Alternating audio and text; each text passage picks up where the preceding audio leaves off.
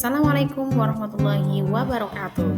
Perkenalkan, nama saya Nelly Mahmuda. Saya calon guru penggerak angkatan 11 Kabupaten Wonosobo. Kali ini saya akan memaparkan koneksi antar materi modul 1.4 tentang budaya positif. Kesimpulan mengenai peran saya dalam menciptakan budaya positif di sekolah.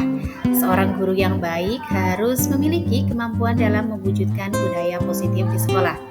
Budaya positif tersebut dapat dijalankan dengan menerapkan konsep-konsep inti seperti disiplin positif, memahami motivasi perilaku manusia yang berkaitan dengan hukuman dan penghargaan, posisi kontrol seorang guru, pembuatan keyakinan sekolah atau kelas, dan penerapan segitiga restitusi dalam penyelesaian masalah. Yang pertama yaitu disiplin positif. Cara penerapan disiplin yang mengajarkan anak bertanggung jawab dan menumbuhkan kesadaran diri berdasarkan nilai-nilai kebajikan. Disiplin diri yang dapat mengontrol segala tindakan.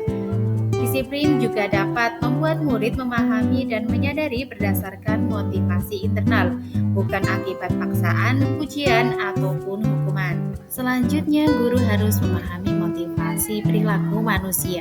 Ada 3 motivasi perilaku manusia di antaranya. Yang pertama, untuk menghindari ketidaknyamanan atau hukuman. Yang kedua, untuk mendapatkan imbalan atau penghargaan dari orang lain. Yang ketiga, untuk menjadi orang yang mereka inginkan dan menghargai diri sendiri dengan nilai-nilai yang mereka percaya. Saat guru memahami ketiga motivasi tersebut, maka guru dapat memilah motivasi atau perilaku apa yang ada pada diri murid.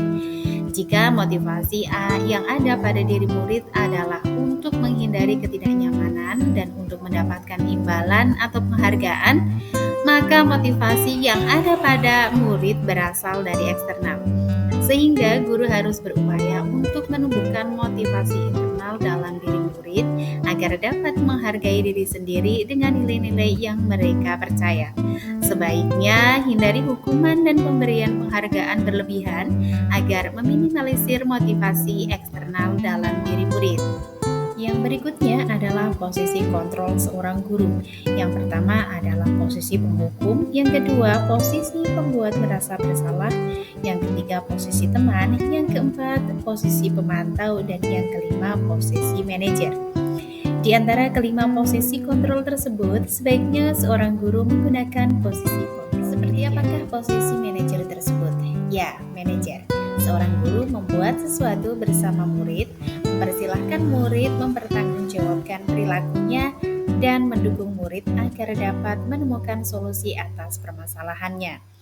Selanjutnya, posisi manajer juga mengacu pada restitusi yang dapat menjadikan murid sebagai manajer bagi dirinya sendiri, sehingga tercipta identitas positif atau berhasil pada diri murid.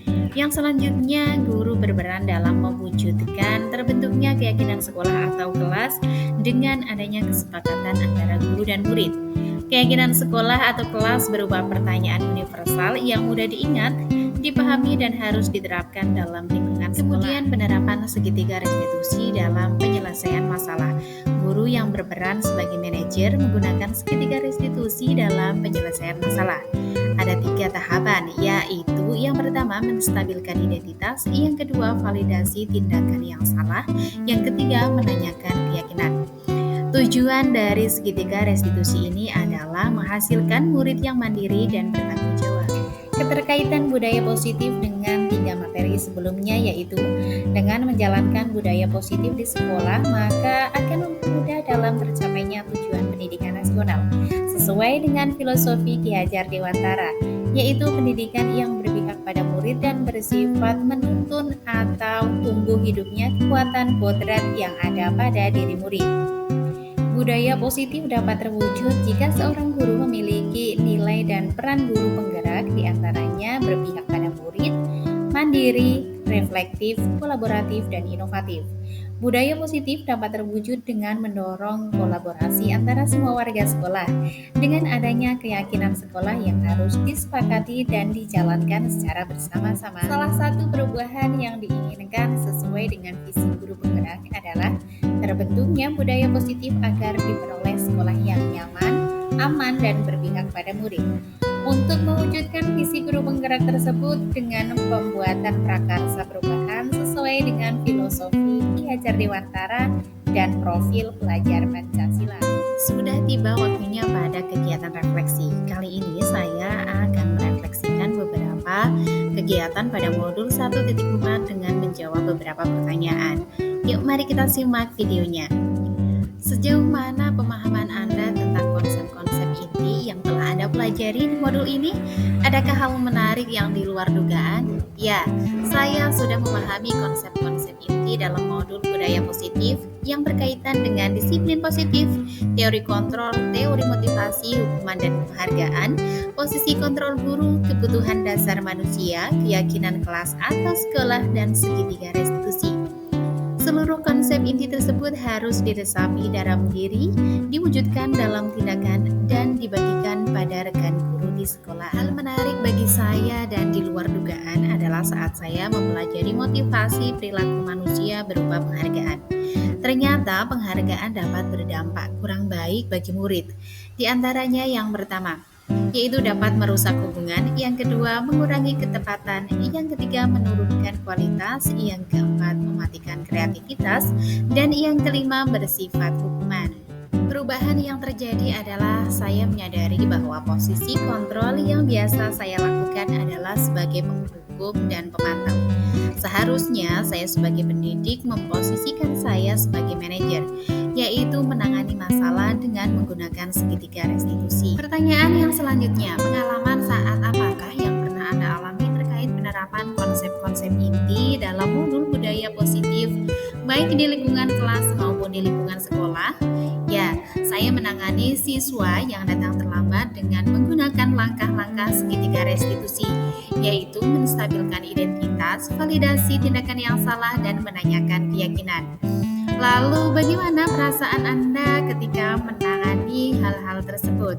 Perasaan saya sangat termotivasi untuk terus memperbaiki diri saya sesuai dengan nilai-nilai budaya positif yang ada di sekolah. Masuk ke pertanyaan selanjutnya. Menurut Anda, terkait pengalaman dalam penerapan konsep-konsep tersebut, hal apa sajakah yang sudah baik? Adakah yang harus diperbaiki? Hal baik yang sudah menurut saya yaitu sudah munculnya motivasi internal pada diri murid untuk melaksanakan budaya positif sesuai dengan nilai-nilai kebajikan yang diyakini. Kemudian hal yang harus saya perbaiki adalah posisi guru harus sebagai manajer. Next, di pertanyaan selanjutnya. Sebelum mempelajari modul ini, ketika berinteraksi dengan murid berdasarkan 5 posisi kontrol, posisi manakah yang paling sering Anda pakai dan bagaimana perasaan Anda saat itu?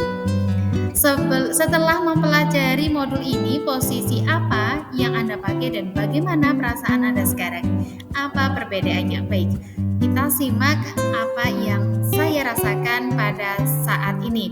Sebelum mempelajari modul ini, posisi kontrol saya sebagai penghukum dan pemantau. Perasaan saya saat itu selalu diselimuti perasaan bersalah karena harus memberikan suatu hukuman atau konsekuensi jika anak berbuat kesalahan.